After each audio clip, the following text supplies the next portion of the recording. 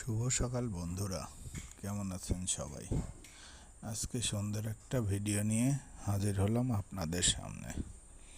একদিন সবাই বন্ধুরা মিলে গল্পের মজলিসে ঠিক হলো কোথাও এক জায়গায় বেড়াতে যাব। কোথায় যাব সিদ্ধান্ত হলো সবাই মিলে যাব পদ্মার চরে। আচ্ছা, আশেপাশে পদ্মার চরে তো গেলে আর হবে না, কোন জায়গাটা সবচেয়ে বেশি সুন্দর সেইটা নিয়ে শুরু হলো আমাদের মধ্যে আলোচনা। সবাই মিলে সিদ্ধান্তে উপনীত হলাম যাব খলিলপুরের পদ্মার চরে। এটি পাবনা জেলার সোজানগর উপজেলার চর খলিলপুর নামে পরিচিত।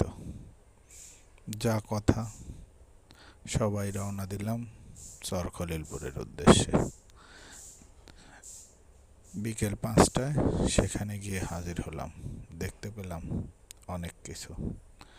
আমাদের পাবনা জেলায় এই চরটা এত সুন্দর, না দেখলে বিশ্বাসই করতে পারবেন না।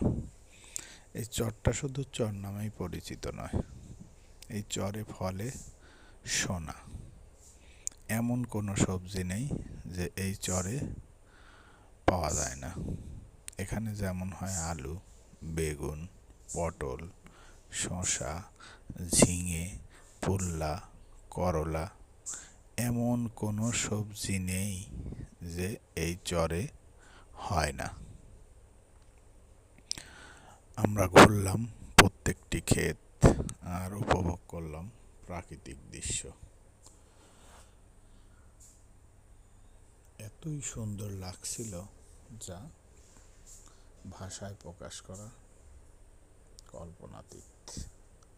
আমাদের সঙ্গে ছিল বন্ধু এসকেন, সঙ্গে ছিল রিপন, সঙ্গে ছিল বন্ধু মাসুদ, সঙ্গে ছিল পেট্রো বাংলার ডাইরেক্টর বন্ধু বারেক, আরও অনেকেই।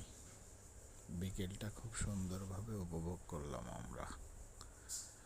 এই চরে শুধু যে সবজিই হয় তাও নয়, এছাড়াও আছে অনেক কৃষিজ আবাদ, যেমন সোনালী আঁশ, পাট, এছাড়াও ধান। এমন কোনো ফসল নাই যে এই চরে হয় না। সেই জন্য এই চরকে বলা হয় সোনার চর। চর খলিলপুরের চরে এক কথায় সোনা ফলে। এখানকার টমেটো ব্যাপক বিখ্যাত। খুব সুন্দর টমেটোর আবাদ হয় এখানে।